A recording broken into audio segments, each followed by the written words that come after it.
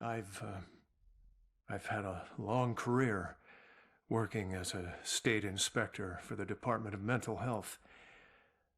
During that time, I've been to a lot of institutions, and I have seen a lot of horrible things. But nothing even comes close to the evil events that I witnessed at Fairhaven Sanitarium, the place they now call Lux Eterna. I first arrived in 1926 to investigate claims of overcrowding and neglect. However, Fairhaven's reputation was tainted long before that. In 1911, Fairhaven opened its doors for the first time. A notoriously violent criminal by the name of Jack Yates was the hospital's first patient. He was to be the shining example of the hospital's ability to cure the mentally deranged. However, when the superintendent's family was visiting one day, Yates broke free from his restraints, and he killed the man's wife.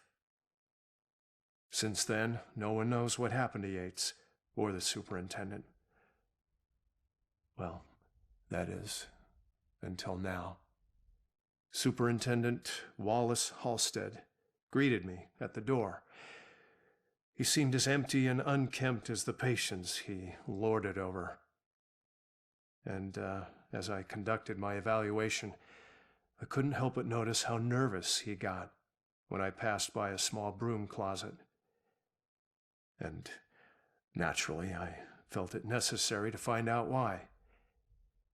When I opened the door, I was hit by the overpowering smell of human excrement. As the light flickered on overhead, I was horrified at what I saw.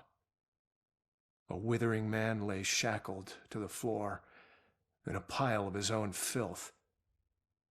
Years of sunless existence had turned his skin, hair, and eyes milky white. He had been chained there for so long that his skin had grown over the shackles. It took me a moment to realize that the husk of a man was Jack Yates. The police arrived and Dr. Halstead was carted off. Doctors moved Yates from the small room for the first time in 15 years.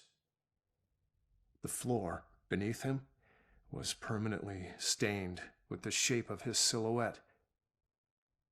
They tried to remove the shackles from under his skin, but the shock of it all was too much for him.